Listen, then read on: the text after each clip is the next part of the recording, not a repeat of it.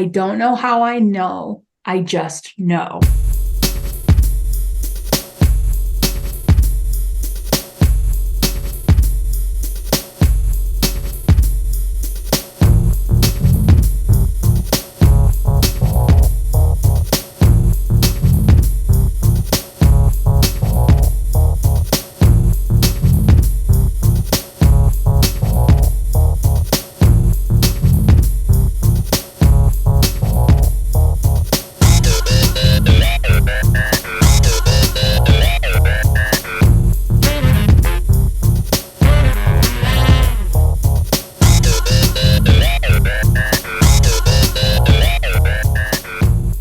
Welcome to Supernormalized, the podcast where we challenge the conventional, break boundaries, and normalize the supernatural. Join me, CJ, as we explore the uncharted realms of existence and unravel the mysteries of our universe. If you have an unusual knowledge or a unique story you'd like to share, reach out to me at supernormalized@proton.me. Let's make the supernatural the new normal. On Supernormalized today, you'll have the pleasure to meet Isabeau Maxwell, a dedicated individual who has been guiding students worldwide in unlocking their psychic and mediumship abilities. With her wealth of channeled wisdom and personal experiences, Isabeau brings a unique perspective to the realm of spirituality. For more than 15 years, she has empowered countless individuals to tap into their innate intuitive gifts. Isabeau is not only a visionary behind the acclaimed intuitive development course named The Sage Method, but also an accomplished author of the best-selling book, Cracking Open, The Adventures of a Reluctant Medium. Additionally, she has established a thriving online community known as the Sage Circle. Prepare to embark on a transformative journey with Isabeau Maxwell as she helps to connect you with your authentic, natural, intuitive potential. Before we begin, I'd like to express my appreciation. If you're enjoying this audio journey with me and would like to support Supernormalized, I kindly ask for your assistance in reaching more curious minds like yours. I personally invite you to open your podcast app right now and give us a 5-star rating. By doing so, it helps the algorithms tell everyone that this is a conversation worth sharing. Thank you for your support. Now on with the show. Welcome to the show, Isabeau. Thank you for having me.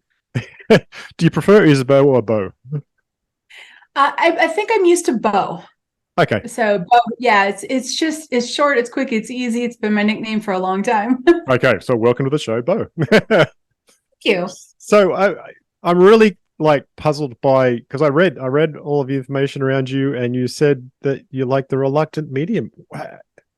Obviously, there's a big story behind that. When did you actually start to notice that you had a mediumship ability, and was it dragging you along, saying, "Here, do this," or is it something that you stumbled into, or how did that play out? It was kind of like it kicked me off the side of a cliff, and I went, "What's going on?" So my reluctancy was trying to figure out how to, fall off a cliff. Gracefully. Gracefully, exactly, and how to not do that. So it's very interesting. Today, if I now understand why it all happened, but 20 years ago, if you said this is what's going to be coming up, I would have laughed at your idea. Yeah, right. It wasn't even in the realm of my existence. So the short of it was that I was 32 years old, and at that point, I was a complete skeptic. I wasn't an active skeptic. I wasn't actively trying to prove anyone wrong. I just had no time or interest for religion, spirituality, anything that wasn't science oriented. To kind of give you an idea, I have a degree from university, from college, in mathematics. Just to give you a feel for who I am. Type A, Taurus, stubborn yet driven, right? And 1 + 1 had to equal 2. That was my world. I was 32 years old. My grandmother, who was in essence, my maternal figure in my life, passed away, and we were a couple thousand miles apart. I had seen her in hospice, but I wasn't able to fly. I wasn't able to afford to stay there. So I had to be home, and I was on the phone with family in those last moments. I was so grateful to at least be on the phone with them. And she passed. I came out. I told my family. We were all expecting this. My husband at the time took the kids to the grocery store to get chocolate and wine. I was like, that is just so sweet. Thank you so much. But I was home alone. And I'm going to guess that it was about 30 minutes to an hour after her passing. It was the middle of the day, home alone, standing in the living room, trying to figure out, do I fall apart or do I get a plane ticket? Like, what do I do right now? And she showed up in my living room. And I would love to tell you that it was a hallmark moment. It was not. It was, she was approximately, because I get a lot of these questions. And so over the years, you learn like what people are curious about. She was approximately 70% solid. So she was just transparent enough that it was shocking to me, but she was solid enough. And she was also directly in front of me, not out of the corner of my eye, which is a very common experience. It was point blank, 10 feet in front of me. She looked me right in the eyes, winked, smiled, and left. And I panicked. I was frightened. And then once she left, she was there maybe 2 seconds. Yeah. She left, and I immediately thought, if that was really you, I remember yelling, "Don't do that again." Like, I was in such a state of fright. Yeah. And then after she left, I went, well, wait a minute. What if that was her? And my grief was so strong that I allowed myself to just, okay, maybe it's possible. Maybe it's possible. And it was grief driven. Yes. And I reached out to the only person I knew in the spiritual world, which I knew through business channels. He was a Tai Chi instructor, really good man. And I said, hey, you're the weirdest guy I know. Can you help me? And he, right? And instead of judging me for that, he was very sweet and he lovingly helped me. So that was the beginning. That was, and after it took me a few months of communicating yes and no questions with her, because I didn't see her again right away visually, to get enough proof that I never looked back. And that's what I needed, and I got it. And now here I am today. So it basically shattered your worldview around these things rather immediately. Completely changed it. Completely changed it. People talk about skeptics and, how do you change a skeptic? You don't. You let the skeptic have the life that they're having. And at some point when they are interested in shifting their point of view or perspective, then you support them through that. But when I went from that isn't real to that is real, a lot of things happen. And I actually ended up connecting with a therapist as well to just try to balance through it, because when you realize there's more in the room than what you thought was in the room before, that's a little that'll shift your reality a little bit. Yeah, we're basically swimming in spirits all the time, but whether we actually recognize that or not is another thing. Yes. And so somebody with a lifetime of, oh, I'm the only one in the room, to all of a sudden, wait a minute, I don't know what's in the room. Yeah, it can be a little unnerving. Yeah. So how long ago was that now? So I was 32 and I'm 50 today. So 18 years. So it was what, 18 years? Okay. So then it progressed from there into what sort of work were you doing with it? I mean, obviously it must have picked you up by the collar and said, we got to do some stuff. So how'd that play out for you? Well, I thought that this was just going to be this really great one-on-one, like, yay, I have communication with my grandma, I'm never going to lose her kind of thing. And I was very naive. I didn't know a lot. And I saw another spirit and I started communicating with that spirit. And turns out that spirit was what I would call a teaching guide. And first off, taught me that there were guides. That was a great thing to learn there. And he taught me most everything I know today. And he still is with me off and on to teach me different things. And he was the one that said, you're going to need to go out there and do some work. And then I started to see more spirits, and different things happened around friends and stuff. And I realized, okay, maybe I should do something with this. So I became a professional medium, did readings. I did readings for a number of years. And it was that guide that taught me so much in a 2-year span. And it was after that period of time that he said, can you go back and take everything that I taught you and put it together and bring it out into the world? And I was like, well, why? Yeah, I didn't see that coming. And he said, because if you can do this, anyone can. That's why you're doing this. And I was like, oh, you took the thickest headed, most stubborn, driven person and opened them wide up into where now I live pretty much a completely spiritually based life. And okay, I see what you did there. That was cute. So that was how the sage came around. It made sense to me because I went out and took some psychic classes as well from living people. And while the classes were great and fun, they were missing some components that they didn't really advance me with being able to access my intuition because they were missing some components. So that made sense. When I put it all together, I went, okay, yeah, this is the kind of course that if I can do it, you can do it. Mm-hmm. So before you came to this realm, you were probably looking through the travel brochure and went, well, that's a good one. You chose this life. I want the life that's completely, the first half is completely different from the second one. Yeah, that's what I want. So with all of this understanding of the spirit world and connection to spirits, how has that changed your faith? Do you have faith or did you develop any faith around that? I did develop faith. Faith and trust in something that wasn't me.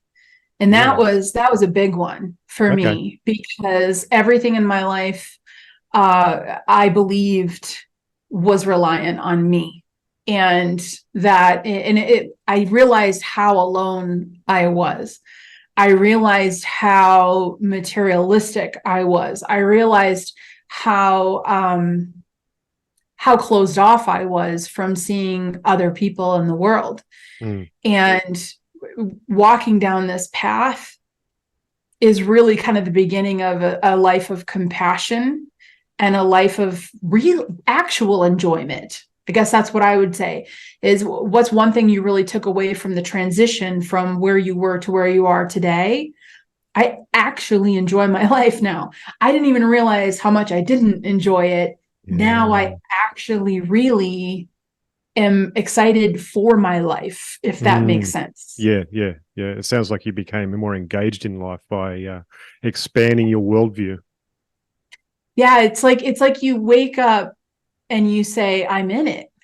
Yeah. And when you realize what you're in and all the possibilities that are there, it gets really exciting. So you've actually found a way to discern the difference between intuition and imagination. How can you tell the difference? That's one of the biggest obstacles for people. Yeah. I think all of your listeners at some point have probably said, like, did I make that up? Was that me? Like, was that my big thing is to identify the difference between the two. It's when you put not even a label, but when you identify two different things, you kind of separate them out just enough that you can start recognizing them better. Yes. And for me, the difference would be push and pull. When we recognize that imagination is a push, intuition is a pull, when we see that, then we can have a moment happen and then stop and look at that moment and say, was there a push to it? Was there a pull to it? Did I engage this by already thinking about it? Or did this surprise me? Also, people can kind of reset if they have an experience, they see something out of the corner of their eye, or a thought bubbles up and then the person calls, or some sort of intuitive type experience happens and they think, did I make that up? People also need permission to be able to reset and sit with it again and allow it to happen again. If it comes to you again, if it pulls you somewhere else, then it's intuition. Whereas if you start to learn when you're kind of pushing it and forcing it.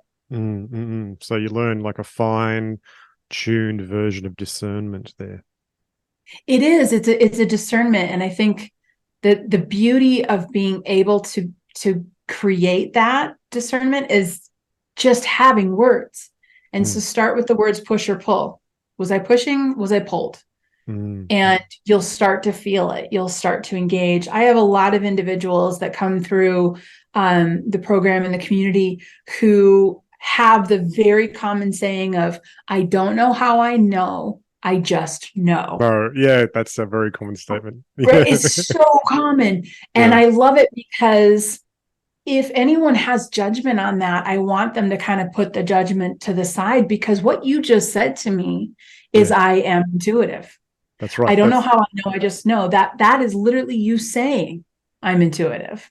Yeah. And so when people say that to me, I tell them, okay, when you have a moment where you don't know how you know, you just know, I want you to just get quiet for 10 seconds and revisit the moment, because intuition uses your five senses. So the sixth sense uses the other five senses. It uses the nervous system.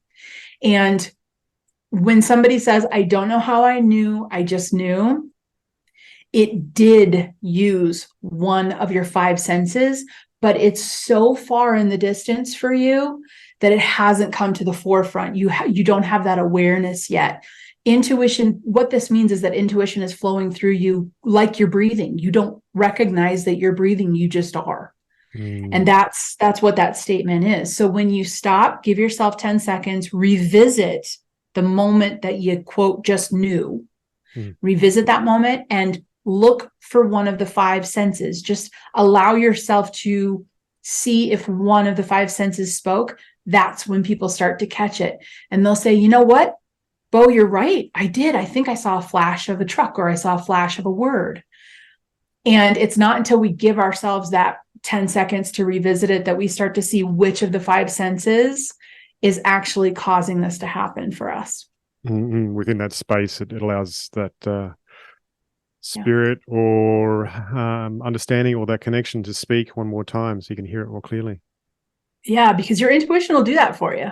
It'll say, oh, you want me to repeat that? Absolutely. Yeah. And it will repeat it for you.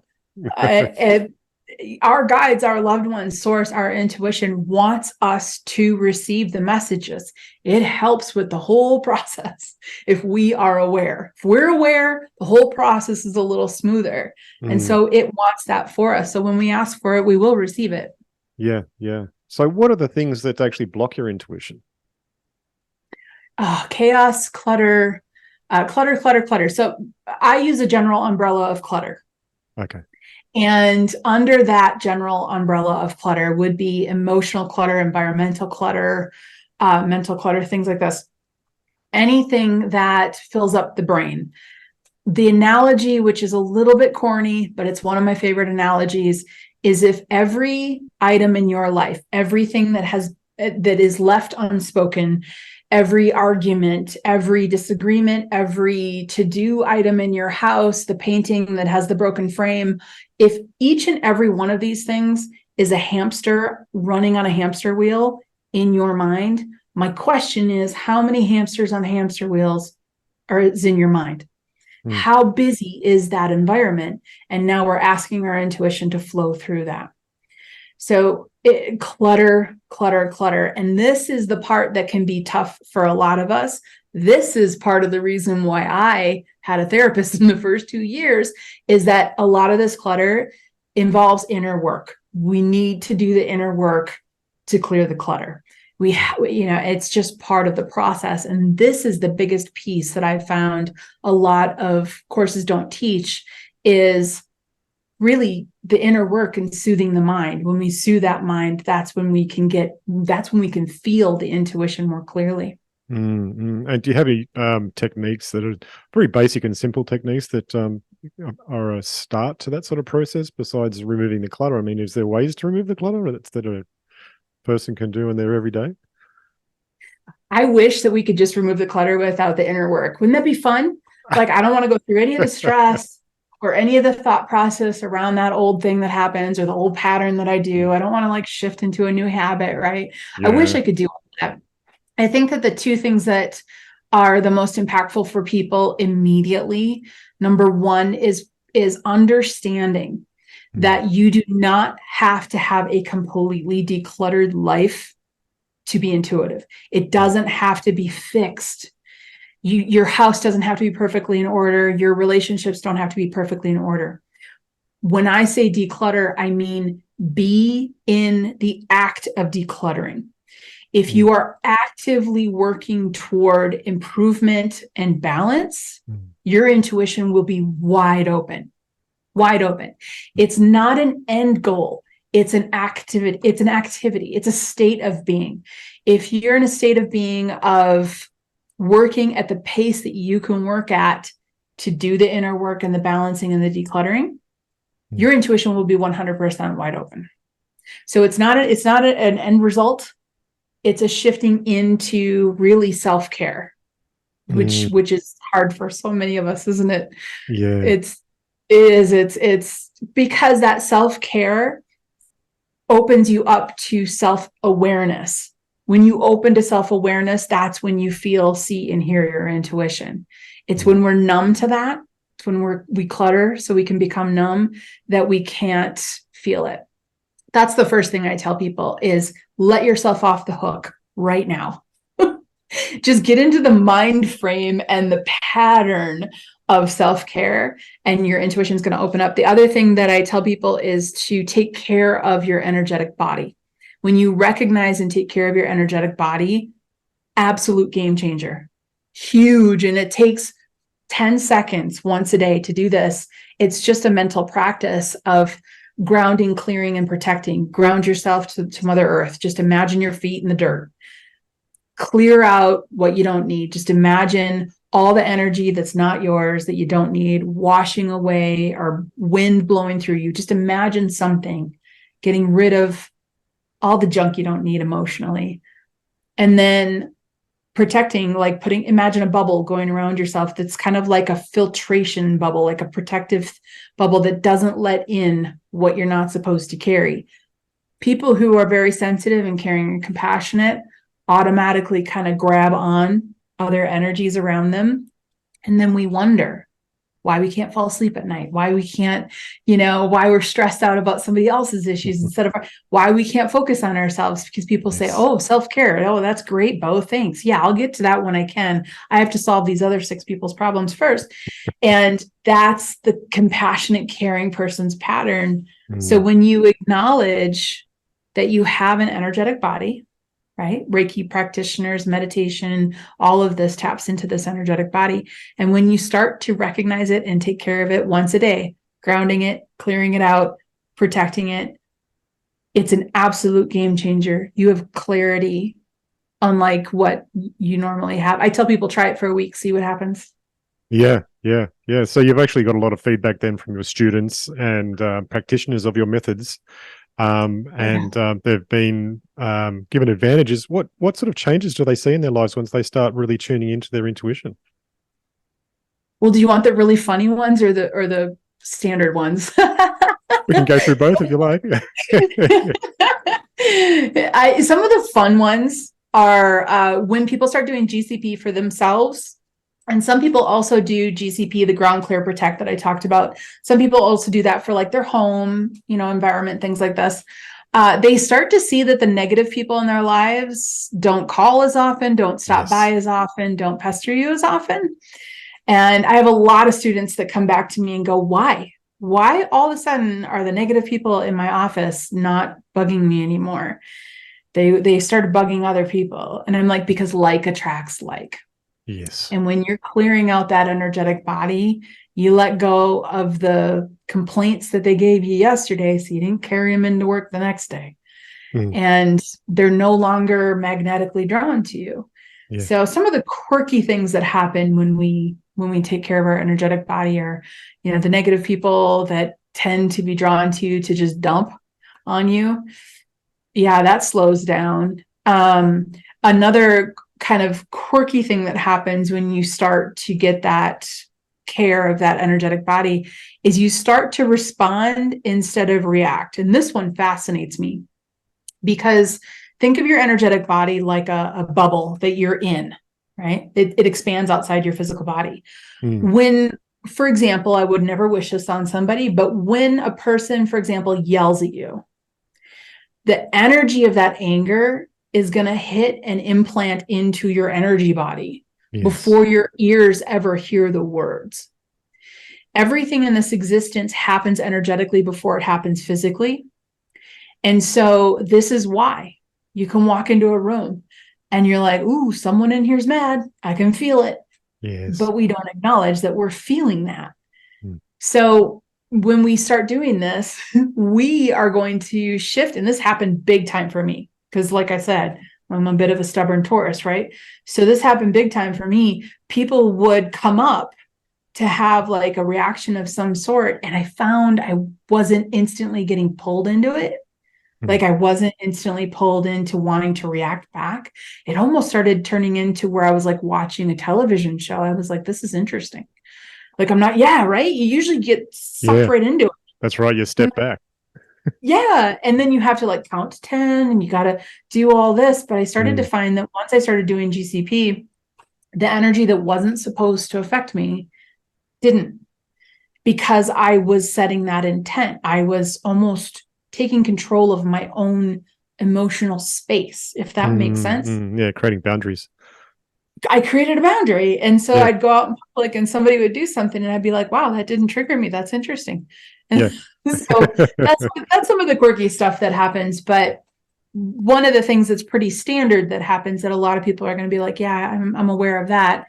Manifesting becomes easier. What you want, you bring about faster, because what's in your energetic space is what you bring more of into your life. And it's a magnetic thing. So if you're cleaning out that space and getting rid of the junk that doesn't matter and then filling it with what you like, you're going to get more and more and more of what you like. Can I tell you a really fun example? We were of manifesting and how well this works once you've done it for some time. We were RVing and we were driving from one RV park to the next.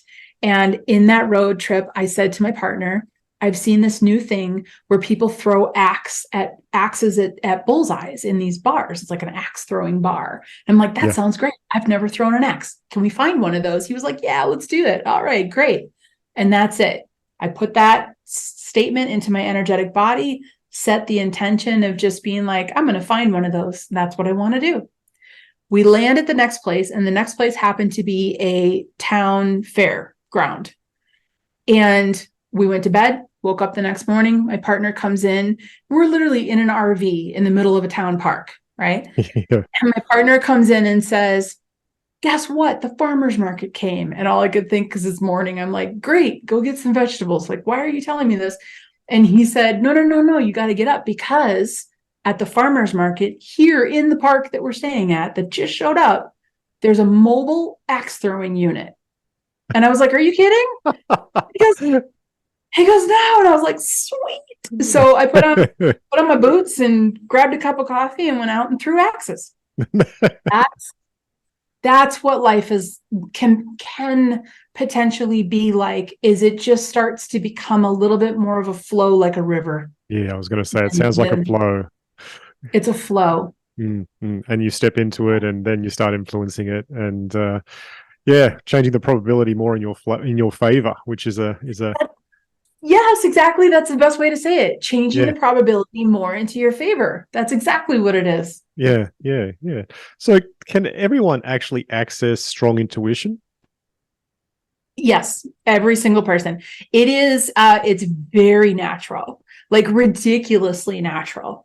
Think about kids that are open, that like look at the corner of a room and start giggling at something that you can't see. It's really naturally open. And what happens is kids come into this world very open to their sixth sense.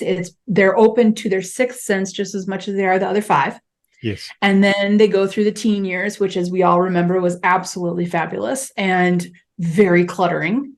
Okay. And then we go through our 20s, still very cluttered. And eventually we start to declutter as well. But it's an absolutely natural part of everyone's existence, and everyone can get very accurate and very strong information. One downfall that's happened for us recently, and this is kind of globally, is that it has become put into a category of a gift or something special. We see like a famous person on television and then we think we can't do that because they're special. They have a gift. And I learned very clearly that, again, if I can do it, anyone can do it. And now I've been teaching at this point tens of thousands of people globally. And seriously, yes, It's not a special thing for one particular person. Well, then why is this famous person on TV and they're so good at it? That's their calling. Part of their job here is to show us that this exists. And that's what they do every single day. And they focus on it.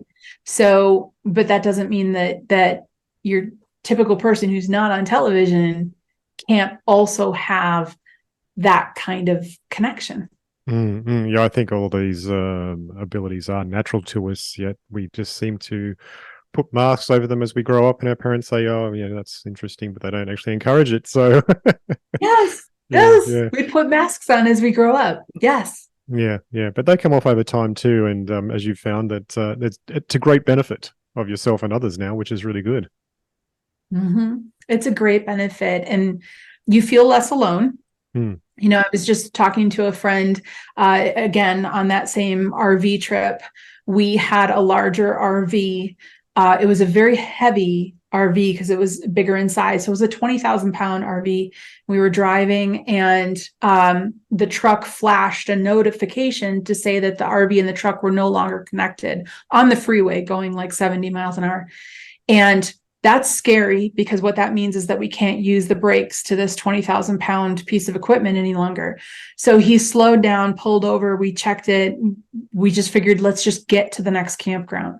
This is where intuition comes in. And this is where guide communication and trust and knowing you're not alone.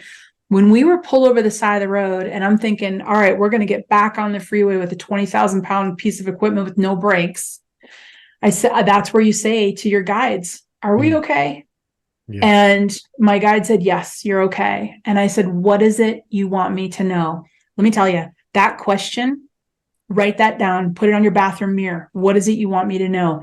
You'll get so much from your intuition with that one question, better than anything else you could ask your intuition. So I said to my guide, what is it you want me to know? And he said, look into the brakes. I will send somebody with information. Thank you. I get back in my truck. Now, see, if I tell people this on a regular day-to-day basis, they're going to be like, you're crazy. But follow me to the campground. Follow me to the resort, because we get to the resort, we set up. It's like 4 or 5 hours later, and a couple walks by and says, check it out. You have the exact same RV we do. And the guy instantly said to us, have you had any brake problems? And we said, yeah. As a matter of fact, we just did earlier today for the first time. And he goes, oh, okay, listen, I've done all the research. We did the upgrades on our brakes. This is who you contact. This is what kind of brakes you get. And this is what's going on. And so here's the phone number. Wow. And I said, thank you so much. And he went on his way, and we did the upgrade. So that's what it's like, having that kind of team communication and being in the flow. You feel very taken care of, whereas I never felt taken care of before. Yeah, you're in accord with the universe and universal intention at that stage. Yes, exactly. But if you just tell a random person these stories, they're like, that's strange. And I'm like, I know, but it's natural. That's my goal, is to help people learn that it's natural. Well, that's the whole point of my podcast. Yeah, exactly. Exactly. So what's the difference between a psychic and a medium?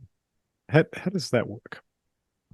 Oh, I love this question too, because just like imagination versus intuition, I kind of feel like if you have a visual or an analogy, you can start to feel the difference for yourself. When it comes to psychics feel, see, and hear the energy around them. So they can pick up information on an area, a location, the energy of a person, or the energy of like a job situation or things like this. A medium, it's a direct communication with a conscious being.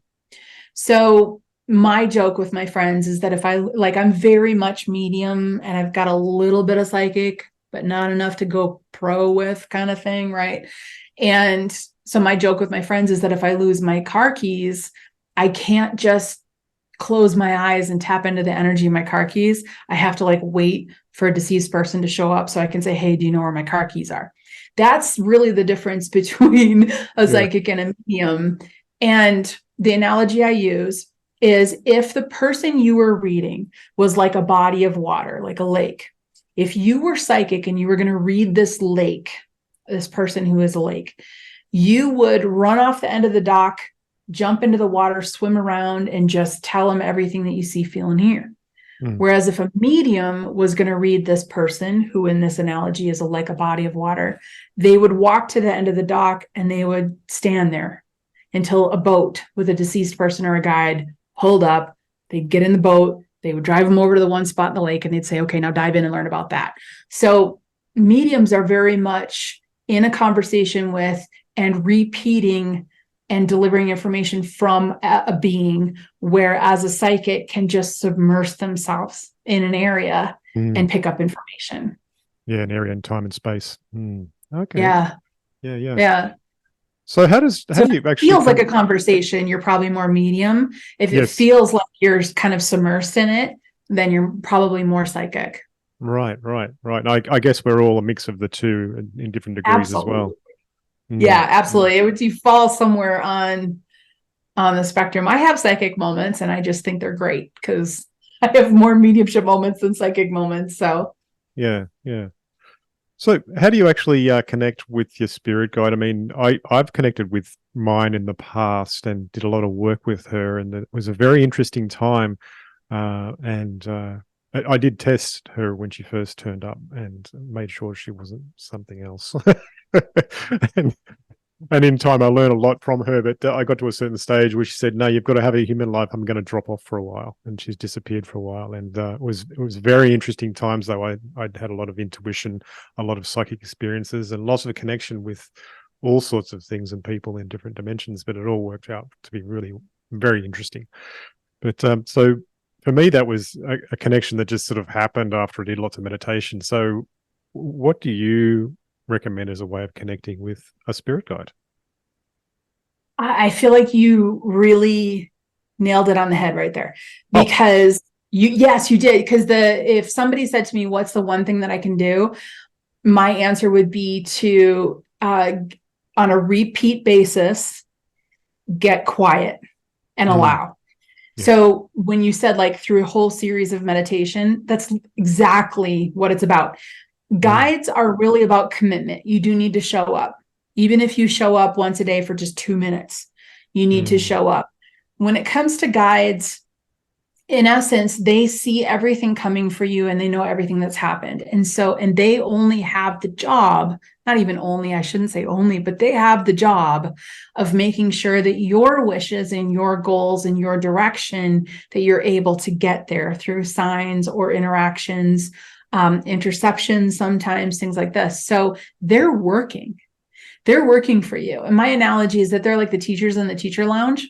Yes. And I'm like the student outside knocking on the door going, what's going on in there, right?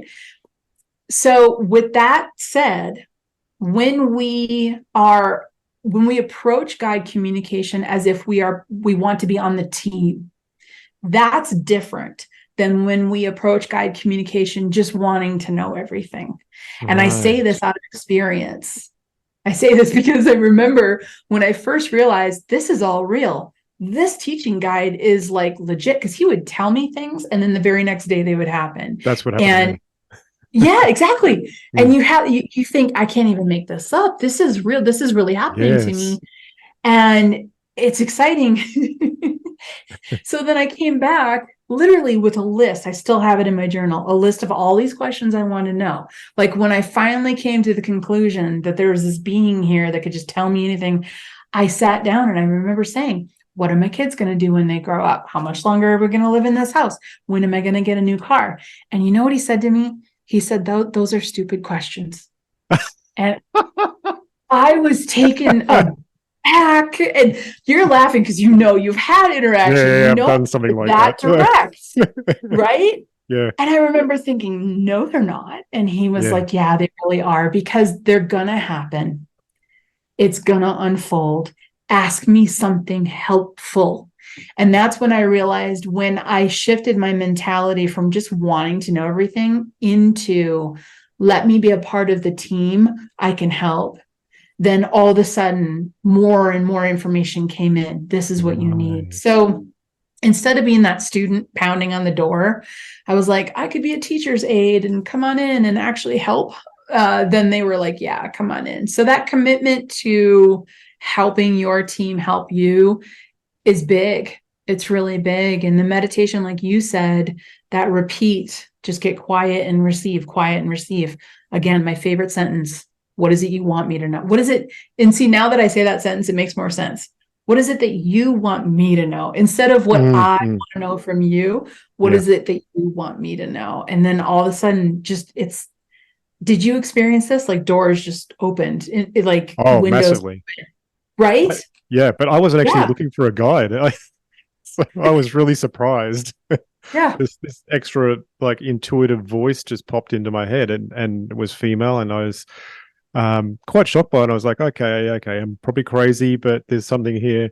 And I asked questions and felt it out, and it made sense to me. And I was like, okay, this is actually okay, and I'm pretty sure I'm not crazy. And I said, you need to prove to me several times that you are actually something rather than a bit nuts.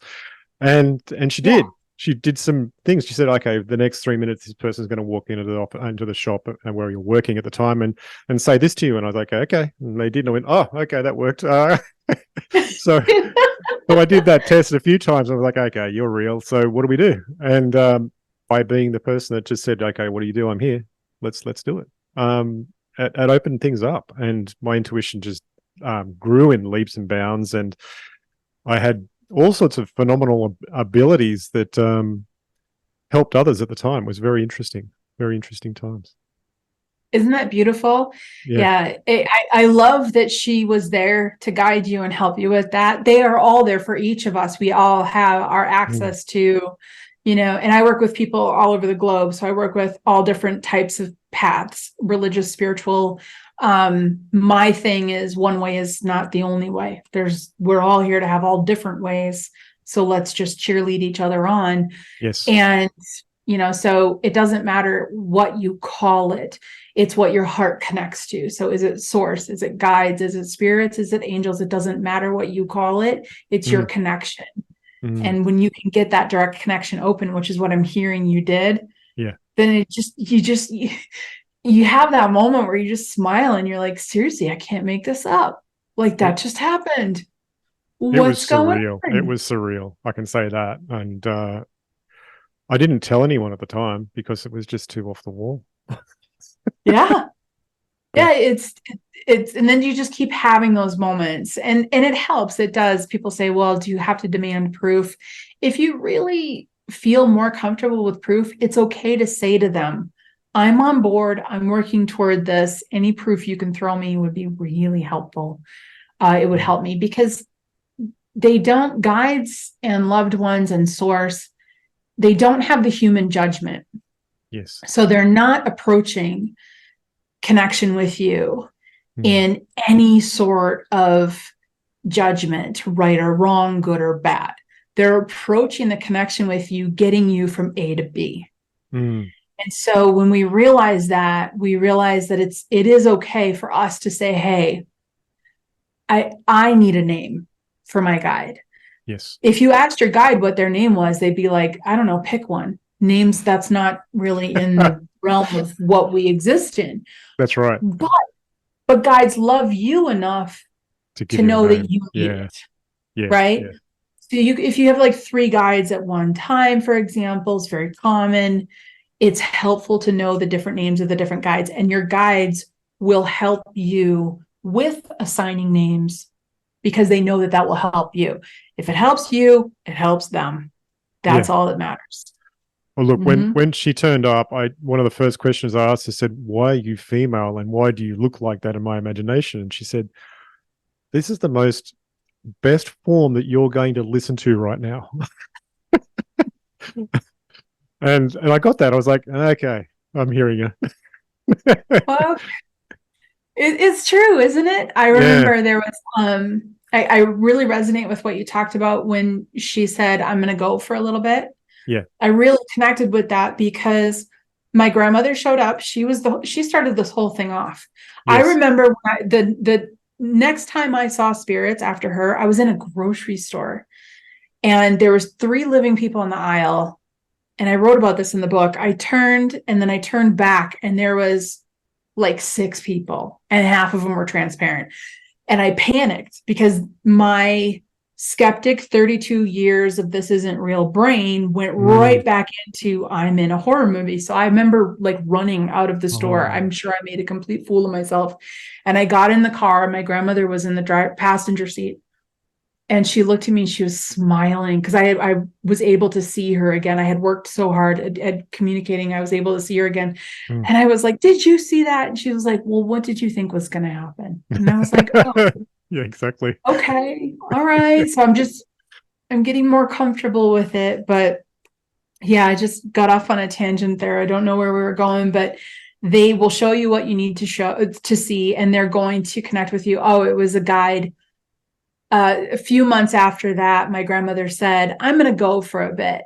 And I went, what? Well, hold on, time out. What?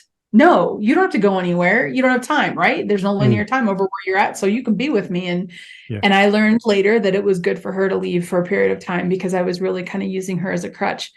And then another guide came in, female, and I asked for the name, and we finally settled on Nancy because I don't even know why, but she was so stern.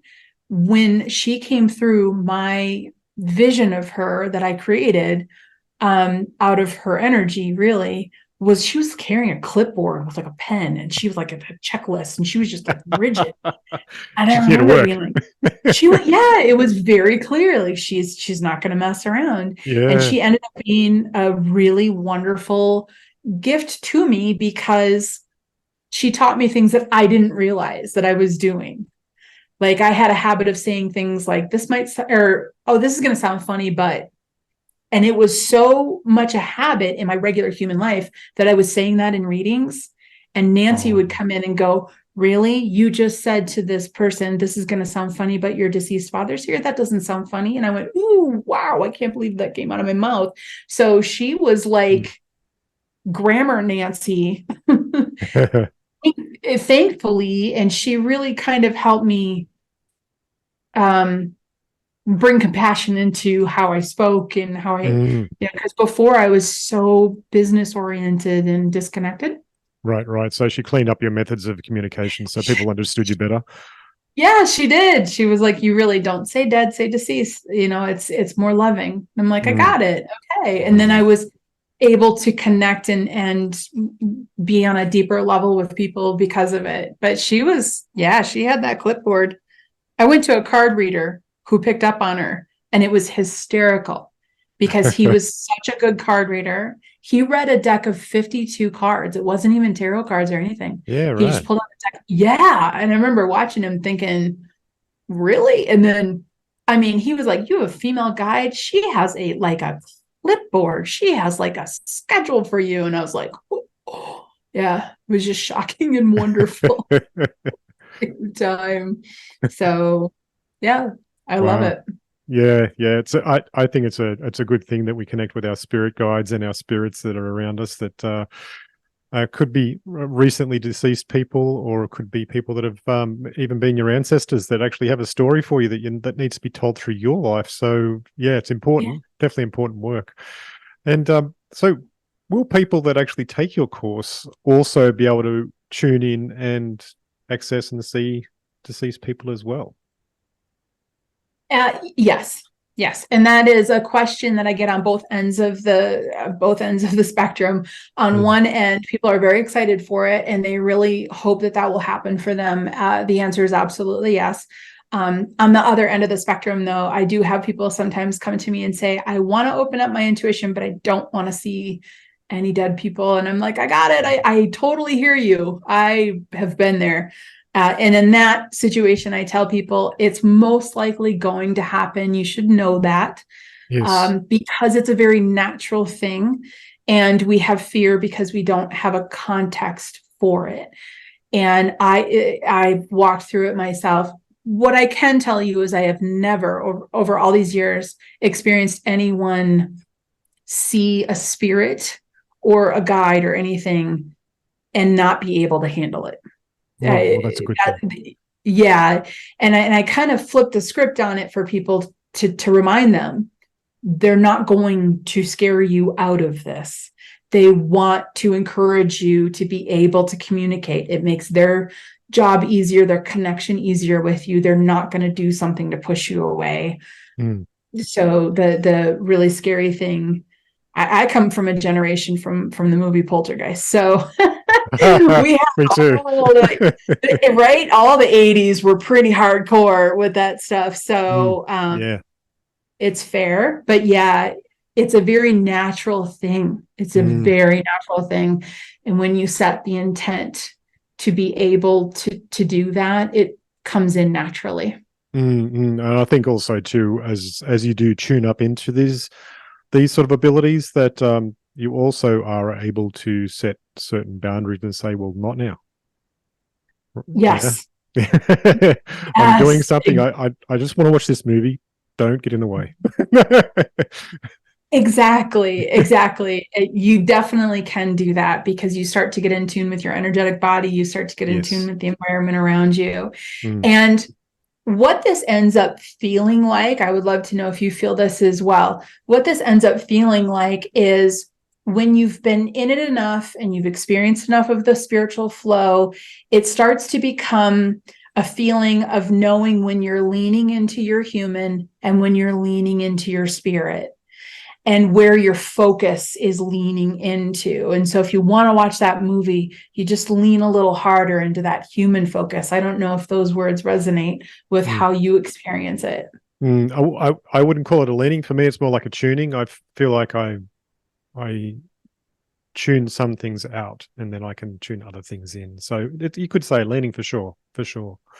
Yeah. Well, I like the tuning too. It's like a radio station. Yeah, that's it. Like a frequency. Like a frequency. And yes, because if we think about this, the material world, the physical bodies, all the material items that we see visually with our eyes, those are all created out of molecules. Yes. And in essence, source is in between those molecules. So when we tune in, when we lean in or tune in to spirit, we're defocusing. And that's another tip that I tell people all the time: defocus. Yes. That's because we see something out of the corner of our eye very clearly, and then we turn to see it and it's gone. The reason it's gone, it's not gone. You focused in on the material world. Yes. And that thing that you saw out of the corner of your eye is not in the material world. It's in between the molecules. So relax your gaze, relax your focus, let the world kind of fall away. And that's where you see, feel, and hear more. Yeah, that's definitely a change in frequency. Maybe even adding more space to yourself, so then you can actually allow the other spaces in. Yes. Yes. So what's a spiritual tool that you can use to communicate with your spirit guides? I mean, what tools would you recommend? Actually, I'm going to sort of piggyback off of what we were just, sharing with each other right now. Is if you can carve out 2 to 5 minutes a day and sit in front of a blank wall. There's a reason why we want it to be blank, but sit in front of a blank wall and sit about 3 or 4 feet away from that wall. If you can do that and bring your gaze into the point that is immediately between you and the wall, this is going to force your gaze to defocus. When you do that, that is the act of letting this agreed upon reality that we exist in, the act of letting that go. That's where you stop focusing on the molecules and you start focusing on the space in between. So that defocus between you and a blank wall, the blank wall, because your mind is going to want to think about whatever's on the wall. So let it be blank. So your left brain just quiets down. But first step, there's two simple steps. Allow yourself to defocus. The second one is to ask that beautiful question. What is it you want me to know? I guess there's 3 steps here. The third step would be let it come in any way that it can come in. Don't expect it to show up in a certain way. Drop all expectations. So defocus with your intent that you're communicating with your guides. Defocus, and then say to your guides, what is it you want me to know? And then let go of all expectations on how it's going to show up. Do this once a day, 10 days in a row, 5 minutes a day. That's it. Just commit. Yep. which gets us back to what you were saying earlier. It started to show up in meditation because you were Yes. doing meditation on a regular basis. You were defocusing, Yes. you were allowing, and you were doing that on a repeat basis. That is the key to guide communication. Yeah, well, mine actually happened in the lunchroom at work. I was there, like, 'cause I had a space where I could be alone, so I was there alone, and I went into my meditation space in a chair, and over a period of 6 months, over nearly 45-minute meditations on 6 months, and I got to a point where I was coming out of a meditation one day, and that's when she arrived and said, "Hello, you're going to be in this space for a while now." And I was like, "What?" Whoa. Now I've got to go back into the workspace. Okay. So it was quite interesting and very unusual, I would say, at the time, but it did change my life very positively, very positively. Very positively. In essence, you let go of control and expectations. Yeah, and that's right. as a result of it, it came in. That's right. Made the space for it. Yeah. So, Beau, at this stage of the podcast, I usually talk a little bit about what's happening in the world right now and all of the chaos that's going on and all the craziness. And I ask my guests, do you have any tips for people for getting through these times? Haven't these been interesting times? Oh, yeah. Let me tell. Wow, right? Yeah, a lot of people waking up. I mean, in the category if you can't make this stuff up, right? Yes. The whole world has shifted. This is indeed definitely a spiritual awakening and a spiritual shift. I am an analogy teacher. That's how I teach. And my analogy for these times is we had a bucket of water that was pretty stale and stagnant. And all of the chaos that happened in the world, starting, however many years ago, not too many years ago, we all know when, it shook that bucket. And when it shook the bucket, we all woke up to realize that that bucket was half full of mud and gunk and dirt and slime. And we laid eyes on it. And what we thought was clear water, because we weren't paying attention to it, we woke up and went, wait a minute. Now, I don't mean this necessarily on a political or global scale. I also mean this internally. For every single person internally, this happened. And we were forced to see some things about ourselves or our environment or our situation that we were not paying attention to. That's the kind of the mud and the silt and the dirt that came up. So it's been an invitation, both sometimes simple and sometimes painful, to really kind of pay attention to that bucket of water and clean it up the way that we wanted to clean it up. So this is the first time in my lifetime that I've been able to witness people be able to make changes with a little less bravery than they had before, because they were a little bit more forced to. Yes. So I hope that makes sense. But how this connects spiritually is that this has kind of pushed everyone's hand to see and show up for others. We've all been given the choice. Are you going to show up for somebody? Are you going to show up for this situation? Are you going to show up for this cause? Are you going to show up for yourself? Are you going to show up? Yes. And most everyone has said yes to that invitation, and it's been a beautiful thing. So what you're going to see in the next couple of years, and I talk to my guide about this quite frequently. I touch base with him about what's coming up. What you're going to see over the next couple of years is you're going to see the people that did not take that invitation, become the minority. And you're going to see the people that took the invitation to show up for each other and realize their actual connectedness to each other. You're going to see more of that become the majority. And then you're going to see a shift in how we care for each other and how we approach situations. It's been big. It's been very big. What I will tell you is we are over the hump. That's the way that they show it to me. We are over the hump. You can literally apply this for a personal level all the way up to global, political, whatever you want to apply this to. It all falls in the same category. We are over the hump. We're all done with awareness. We've had enough of it. And we are now at that stage of making choices and decisions. And everyone, just in the last, not even year, like 6 months to 12 months, have started to walk their new walk. That's what this 2023 is everyone getting into the groove of walking the path that they actually want to walk instead of what they were trained to walk. And we're going to see big change in the next year and a half. It does sound like a revealing process and very interesting times for sure. So, Beau, how do people find you and your courses and your books? Do you want to give some links and details for that? Yes, I do my best to keep everything at one hub, one central location, because it's the easiest. Yeah, it really does. And it's a website, and the website is thesagemethod.com. So THESAGE method.com. Really, that'll show you all the different avenues. Whether you're an avid book reader, go for the book. There is a free course on there called the Top 5 Intuitive Tools. And you and I together have talked about 2 of them out of the 5. Yeah. And that's a free course. So if somebody just wants to just test out what they can do, like, you know what I mean? If they're just curious, but they just want a small step into it. Yeah. I always recommend that's the way to go. That's the way to start. That's the way to, really kind of play around with what's possible for yourself. But thesagemethod.com. Excellent. I'll put that link in the show notes down below.